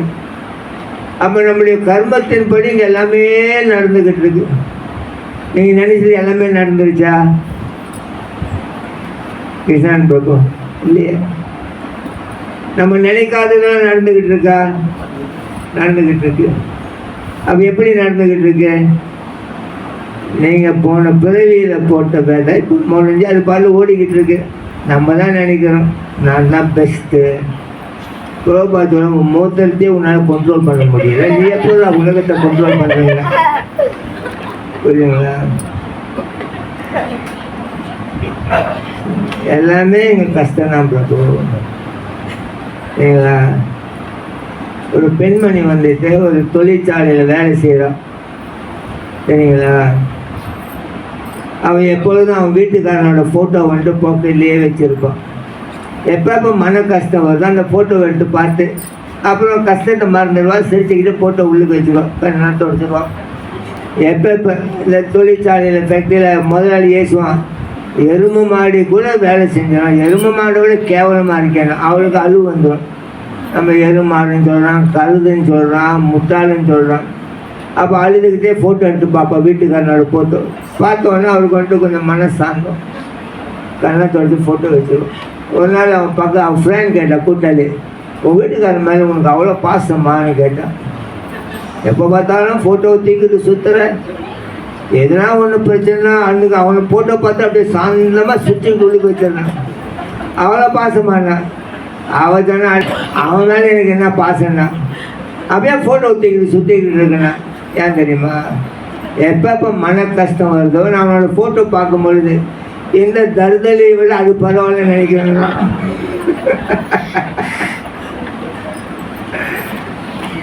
கிருஷ்ணரோட ஃபோட்டோ ஒன்று வச்சுக்கிங்க பாக்கெட்டில். நிறைய கதை நடக்குதுல்ல, வீட்டிலேருந்து தெருவிலேருந்து நாட்டு வரைக்கும். கிருஷ்ணரோட ஃபோட்டோ எடுத்து பாருங்கள். அப்போ கிருஷ்ணன் சொன்ன சில வார்த்தைகள் உங்களுக்கு ஞாபகம் வரும். 8வது அத்தியாயத்தில் 15வது பாதத்தில் பகவான் சொல்கிறார், மாமு பேத்தியா புனர் ஜென்மாண்டு காலயம் அசாஸ்வத்தம் அப்னுவந்தி மகாத்மனா சம்சித்திம் பரமாம் கட்ட. கிருஷ்ணர் சொல்கிறார், இந்த உலகமே முழுக்க முழுக்க முழுக்க முழுக்க கஷ்டங்கள் துன்பங்கள் நிறைந்த இடம், இங்கே எல்லாமே தற்காலிக. கிருஷ்ணர் சொன்னார்ல. அப்போ மன கஷ்டம் வரும்பொழுது ஒரு ஃபோட்டோ பாருங்கள். ஐயோ கண்ணா நீ சொன்னது சரிதான்பா அப்படியே ஃபோட்டோ வச்சுட்டிங்கன்னா உங்களோட எல்லா பிரச்சனை தீரப்போகுது. நீங்கள் இப்போ அங்கங்கே மோதிக்கிட்டு இருக்கீங்க. புரியுதா பிரபு? அதனால் நமக்கு நல்ல பாக்கியம் கிடைத்திருக்கு. பகவானுடைய பக்தர்களின் சத்சங்கத்தில் உட்கார்ந்து நம்முடைய தர்மத்தை சரியான முறையில் பயிற்சி செய்து நாமும் நல்லபடி வாழ்ந்து உலகம் நல்லபடி இருப்பதற்கு நமக்கு நல்ல பாக்கியம் இருக்குது. நீங்கள் உங்களை யாருமே திருத்த முடியாது. நீங்களே உங்களை திருத்திக்கிட்டாங்க. நீங்கள் 10,000 சாமியார் எங்கேருந்து கொண்டு வந்தாங்க? நீங்கள் 10,000 ஹரே கிருஷ்ணா மாநாடு நடத்தினாலும், நீ 10,000 மாநாடு நடத்தினாலும் 10,000 சாமிகள் இந்தியாவிலேருந்து அமெரிக்காவில் எங்கே கொண்டு வந்தால் யாருமே உங்களை மாற்ற முடியாது. உண்மையா இல்லைங்களா? மாற்ற முடியுமா? திருடனா பார்த்து திருந்தாவிட்டால் உண்மையா இல்லையா? அது இது சினிமா பாட்டு இல்லை, அழகாக எழுந்திருக்கா. திட்டம் போட்டு திருட கூட்டம் திருடி கொண்டே இருக்குது, சட்டம் போட்டு அடிக்கிற கூட்டம். அது ஒரு இடத்துல அவன் போல சட்டம் போட்டுக்கிட்டு இருக்கான், இப்படி செய்யாதீங்க அப்படி செய்யாதீங்க அப்படி செய்யுங்க. அது இன்னொரு கூட்டம் திட்டம் போட்டுக்கிட்டு இருக்கேன், இவன் செய்யக்கூடாதுன்னா எப்படி செய்யணும் எப்படி செய்யணும் எப்படி செய்யணும். திட்டம் போட்டு திருடல் கூட்டம் திருடி கொண்டே இருக்குது, அது சட்டம் போட்டு தடுக்கிற கூட்டம் தடுத்து கொண்டே இருக்குது. திருடனா பார்த்து திருந்தாவிட்டால் இருட்டை ஒழிக்க முடியாது. நீங்க திருந்தணும் பிரபு. அவன் திருந்த நம்ம நினைக்கிறோம், நம்ம பார்க்கணும். இன்னைக்கு நம்ம போன வகுப்புல மகாராஜ் வந்துட்டு மரியாதை இல்லாம நம்மள ரொம்ப பேசிட்டாரு. அவன் மரியாதை இல்லாம பேசுறது விட்டுருங்க, மரியாதையோடு சில வார்த்தை சொன்னாரு, அதை எடுத்துக்கோங்க. உண்மையா இல்லைங்களா? மகாராஜ் என்ன சொன்னாரு? நம்ம மாறினாதான் நீங்க மாறினா எல்லாமே மாறும். ஒருத்தர் இங்க ஒவ்வொரு தலைவர் மட்டும் நினைச்சா மாற போவது கிடையாது. நம்ம இங்க உள்ளுக்கு வந்தோம், ஹரே கிருஷ்ணாக்குள்ள ஏதோ ஒரு முடிவோடு தான் உள்ளுக்கு வந்திருக்கோம். நம்ம நல்லவனா மாறணும், பக்தியோட தர்மத்தோடு இந்த உலகத்தில் இருக்குன்னு தான் நம்ம வந்திருக்கிறோம். ஒரு வயசானவருக்கு கண்ணு வலின்ட்டு டாக்டர்கிட்ட போகிறாரு. பல டாக்டர் போய் வந்துட்டு கண்ணு வலி தேரல அவருக்கு. அப்போ ஒரு டாக்டர் சொன்னாங்க, அவங்க சாமியார் இருக்கார், அவர்கிட்ட போங்க, அவர் என்ன உங்களுக்கு அட்வைஸ் பண்ணுவாருன்ட்டு. அப்போ சாமியார்கிட்ட போனப்போ சாமியார் சொன்னார், இது கஷ்டமே இல்லை, நான் சொல்கிறபடி நீங்கள் கேளுங்க. ஒரு 3 மாதத்துக்கு பச்சை கலரு தவிர எந்த கலரையும் பார்க்காதுங்கன்ட்டு. 3 மாதம் பச்சை கலர் மட்டும் பாருங்கள், பிறகு வந்து பாருங்கள் நீ உங்களை ப்ராப்ளம் தீர்ந்துன்ட்டு. அப்போ வீட்டுக்கு போனார் இந்த வயசானவர். பச்சை கலர்னால் வீடு தான் இப்போ வெள்ளை கலராக இருக்கேன். போய் பெயிண்ட் வாங்கிட்டு வந்தார், அடித்தார். இன்னும் கொஞ்சம் இடத்துல பெயிண்ட் அடிக்க முடியல, காசு இல்லை, பத்தலை. அப்போ அவர் வந்துட்டு முக்கால்வாசி எல்லாம் பச்சை அடிச்சுட்டாரு, கால்வாசி வெள்ளை கலரில் இருக்குது. அப்போ பச்சையும் பார்க்குறாரு, வெள்ளையும் பார்க்குறாரு. 3 மாதம் கழித்து டாக்டர்கிட்ட போனார். டாக்டர் சொன்னார், இப்போ நல்லா ஆயிடுச்சான்னார். இல்லை சார், இல்லை டாக்டர்கிட்ட எங்கள் சாமியார்கிட்ட போனேன். சாமியார் கேட்டார், இப்போ கண்ணு வலிலாம் போயிடுச்சானே. இல்லை சாமி போகலன்னா. ஏன் போகல? பச்சை கலர் பார்க்க சொன்னால் பச்சை கலரே பார்த்தீங்களா? அதான் சாமி பிரச்சனை, என்கிட்ட அவ்வளோ காசு இல்லை, இருக்கிற காசில் கொஞ்சம் சாயம் வாங்கினேன், முக்கால்வாசி தான் அடிக்க முடிஞ்சு, இன்னும் காசு இல்லை கால்வாசி அடிக்கிறதுக்கு. ஆனால் நான் முக்கால்வாசி பச்சை பார்த்தேன், கால்வாசி வெள்ளையை பார்த்தேன். சாமி சொன்னார், ரே மழையாங்களா, இந்த பச்சை கலரை பார்க்கறதுக்கு நீ ஏன் போய்ட்டு சாயம் வாங்கி அங்கே அடிச்சுக்கிட்டு இருக்க? ஒரு பச்சை கண்ணாடி போட்டு எல்லாமே பச்சையாக தெரியுங்க. கிருஷ்ணர் சொல்றார் அர்ஜுனனிடத்தில் 5வது அத்தியாயத்தில் 24வது பத யோந்தா சுகந்தார் அதம்மார் ததாந்தார் ஜோதிர் ஈவயா சயோகி பிரம்ம நிர்வாணம் பிரம்மபூதா அதிகச்சதி. பகவான் சொல்றார், அர்ஜுனா யோந்தா சுகந்தார், சுகத்தை தேடுறவங்க வெளியே தேட மாட்டா, உள்ளுக்கே தேடிக்குவான்றோம். எல்லாமே உள்ளுக்கு இருக்கு, அதை நீ உள்ளுக்கு தேடி எல்லாமே உள்புறத்தில் நீ ஆழமாக இதயபூர்வமாக செய்யும் போது இந்த உலகத்தின் இன்பத்தை நீ அடையிறன்னு சொல்லிட்ட. நம்ம எல்லாம் வெளியே தேடிக்கிட்டு இருக்கணும், இவன் ஒழுங்காக இருக்கணும், அவன் ஒழுங்காக இருக்கணும், இது அப்படி இருக்கணும். உள்ளுக்கு நம்ம நோக்கலை. அதுக்கு தான் நோக்கியா போனே முன்ன வந்துச்சு. ஏன் நோக்கியா முதல்ல வந்துச்சு? நோக்கு உங்களை நீங்கள் நோக்கணும் பிரபு. ஆகையினால எவ்வளோ சிரமங்களுக்கு அப்பாற்பட்டுதான் நம்ம இயக்கத்துக்குள்ளே வந்திருக்கிறோம். அது புரோபாட் நமக்கு போட்ட பிச்சை. அது எல்லாமே நல்லா இருக்கணும்னு அவர் கூப்பிட்டு இருக்கிறாரு. இங்கே நீங்கள் வந்துட்டு மாமிசத்தை விட்டு இருக்கிறீங்க, முற்றை விட்டு இருக்கீங்க, உங்களுக்கு பிடிச்ச கருவாடு விட்டு இருக்கிறீங்க, எவ்வளோ பெரிய தியாகம் பண்ணியிருக்கீங்க. அதே எவ்வளோ பாவம், அதுலேருந்து உங்களை புரோபாட்டு எடுத்துட்டாரு. எவ்வளோ பேர் அதுக்குள்ளே தான் ஊறிக்கிட்டு இருக்கா இது வரைக்கும். எங்கள் அம்மா சொன்னாங்க, ஹரே கிருஷ்ணா சேர்ந்துட்டு போகிறீங்க, அம்மா வாழையா சாப்பிட்டு போகலான்னாங்க. இப்போ டிவோட்டி சொன்னாங்க, உங்கள் அம்மாலாம் டிவோட்டியில் போய் சாப்பிடாதுன்ட்டா. எனக்கு இப்போ தான் புரியுது அவங்க எப்படி டிவோட்டி நம்ம போயிட்டாங்கன்னு. ஏதோ அவனுக்கு தெரிஞ்சது சொன்னான். அப்போ எங்கள் அம்மா சொன்னாங்க, ஐயா முன்னா வந்துட்டு நீ சாடி இல்லாமல் சாப்பிட மாட்டேன் தெரியுமா, அது போடலன்னா தட்டே தூக்கி எறிவ. இப்போ எப்படி ஐயா வெங்காயம் போட்டு கூட சாப்பிட மாட்டேன். புரியுதா? அது நம்மளால செய்திருக்க முடியாது. வைஷ்ணவர்களுடைய அணுகருக்கும் எவ்வளவோ பாவங்களை விட்டு நம்ம இப்படி இருக்கிறோன்னா அது பிரபுபாதாவின் கருணை. வைஷ்ணவர்கள் அணுகரிகம் இன்னும் கொஞ்சம் நம்மளை சரிப்படுத்திட்டோமா, கொஞ்சம் சரிப்பட்டால் நம்மளை நம்ம வைஷ்ணவர்களுடைய குணங்களை நம்ம வந்துட்டு கொள்கைகளை ஏற்றுக்கிட்டு அதன்படி வாழும் பொழுது உலகமே வந்துட்டு நன்மை பெறும். ஆகையினால ஏதாவது உங்களுடைய மனம் புண்படும்படி பேசியிருக்க மாட்டேன். நான் பேசலை, பெரியவர் சொல்லிட்டாங்க நம்ம கருத்து. பருப்பு சொல்லிட்டேன் பேசுகிற மகாராஜ், நீங்கள் ரொம்ப நல்லவங்க, உங்கள் வாய் திறந்து கெட்ட வார்த்தை ஒன்றுமே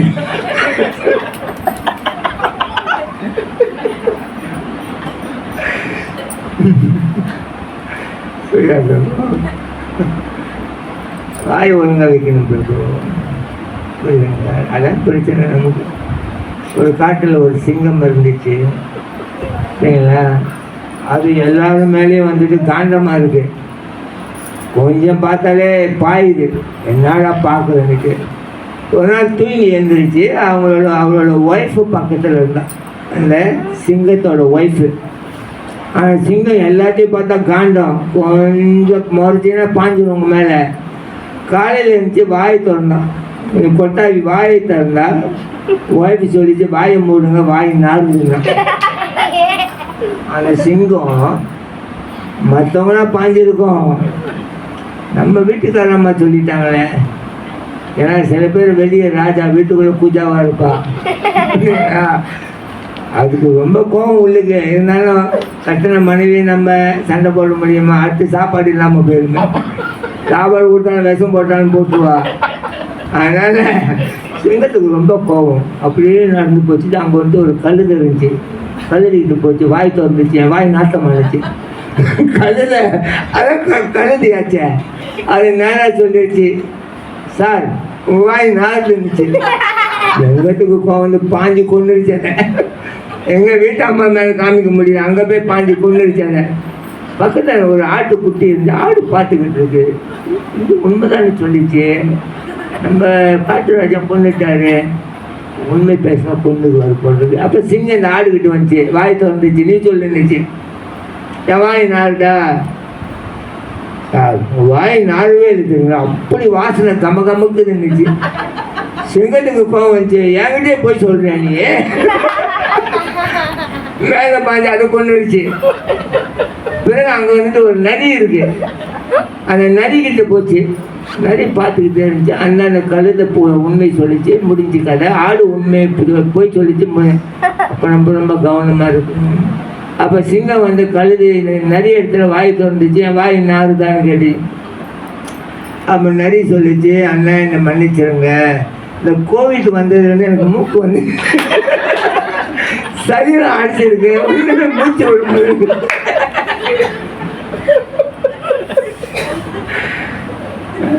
இந்த உலகத்தில் நம்ம உயர்வான வாழ்க்கைக்கு போக முடியும், நம்ம கரெக்டாக மூவ் பண்ணணும். எல்லாமே பிரபுபாது அவரோட புத்தகத்தில் இருக்குது. பிரபுபாது சொல்ற 4 விஷயத்தை பக்தர்கள் செய்யணும். 1வது அவங்களுடைய உடல்நலத்தை பார்த்துக்கணுன்ற. உடல்நலம் சரியில்லாமல் போச்சுன்னா எதையுமே செய்ய முடியாது. பிரபுபாது 1வது டேக் யுவர் ஹெல்த், உங்கள் உடல்நலத்தை பார்த்துக்க. 2வது அன்றாடம் பகவானுடைய நாமத்தை சொல்லுங்க. 3வது பகவானுக்கு கொஞ்சம் சேவை செய்யுங்க. 4வது என்னுடைய புத்தகத்தை அன்றாடம் மறவாமல் படியுங்கன்னு சொல்கிறேன். ஸோ இந்த 4 இது நம்ம செய்யணும். 1 டேக் யுவர் ஹெல்த், 2வது சாண்ட் த ஹோலி நேம், 3வது வர்ஷிப் த லார்ட், 4வது ரீட் பிரபுபாத் புக். இதெல்லாம் கஷ்டமாகுது. நீங்கள் ஒருத்தர் தான் சொல்கிறீங்க, நீங்கள் ஒருத்தர் சொல்லுங்க மாறாது, நீங்கள் ரொம்ப நல்லா வந்தீங்க. நீங்கள் ஒருத்தர் மற்றவங்க அப்படி இருக்கிறாங்க. நீங்கள் எலெக்ஷன் போட்டால் நான் தோற்றுருவேன். பிரபு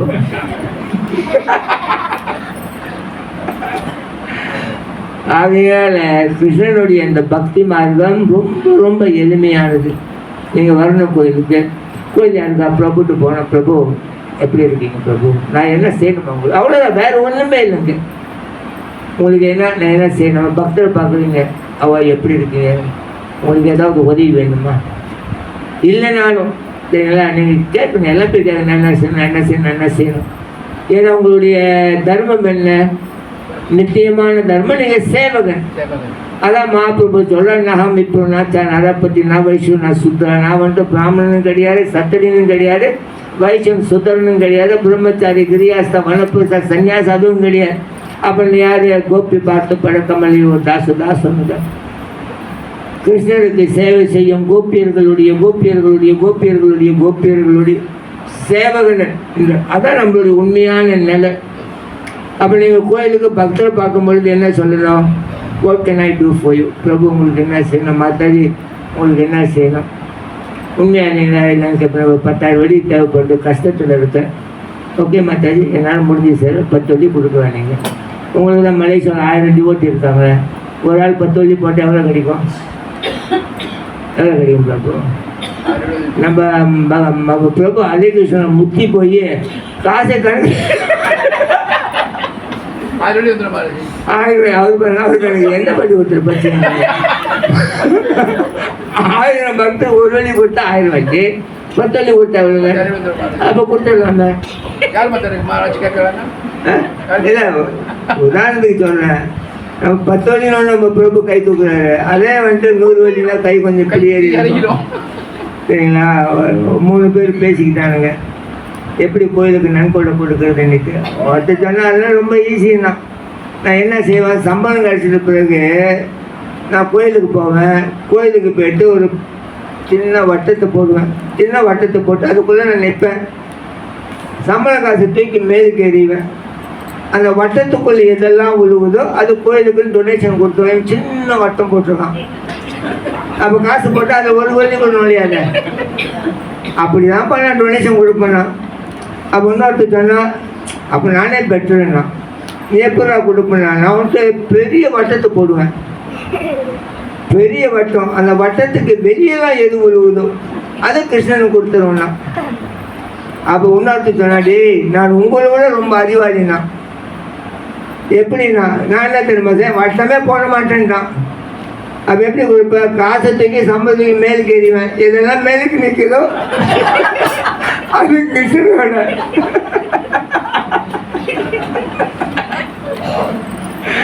திட்டம் போட்டு திருக்கூட்டம் தேடிக்கொண்டே இருக்குது. அது சட்டம் போட்டு தடுக்கிற கூட்டம் தடுத்து கொண்டே இருக்குது. திருநா பார்த்து திருந்தாவிட்டால் திருட்டை ஒழிக்க முடியும். உண்மையா இல்லைங்களா? நீங்க மாறினா மாறி இன்றைக்கே நீங்க மாறிடுவீங்க. நல்ல டிவோட்டியா சரிங்களா? அதனால் ரொம்ப நன்றி. சிரமம் பாராமல் நிகழ்வுக்கு வந்தவங்க அனைவருக்கும் ஏதாவது கேள்விகள் சந்தேகங்கள் இருந்தால் கேட்கலாம்.